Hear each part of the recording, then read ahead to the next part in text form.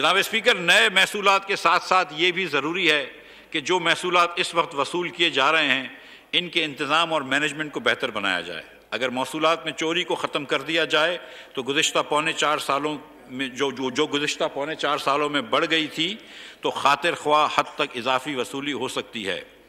ایک تخمینے کے لحاظ سے ٹیکس کی لیکیج یا چوری تقریباً 3000 ارب روپے تک پہنچ گئی ہے، اور وزیر اعظم صاحب نے ایک ٹاسک فورس بنا رہے ہیں جو اس لیکیج کو کم کرنے میں کوشاں رہے گی۔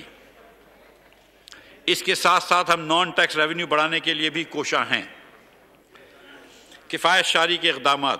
جناب اسپیکر، کفایت شاری ہماری حکومت کی اولین ترجیح ہے۔ حکومتی اخراجات میں کمی اس بجٹ کا حصہ ہے۔ ہم اس سلسلے میں ٹھوس اقدامات کر رہے ہیں، صرف زبانی جمع خرچ نہیں کر رہے۔ گاڑیوں کی خرید پر مکمل پابندی ہوگی۔ ترقیاتی پروجیکٹ کے علاوہ فرنیچر وغیرہ کی خرید پر مکمل پابندی عائد کر دی گئی ہے۔ کابینہ اور سرکاری اہلکاروں کے پیٹرول کی حد کو 40% کم کیا گیا ہے۔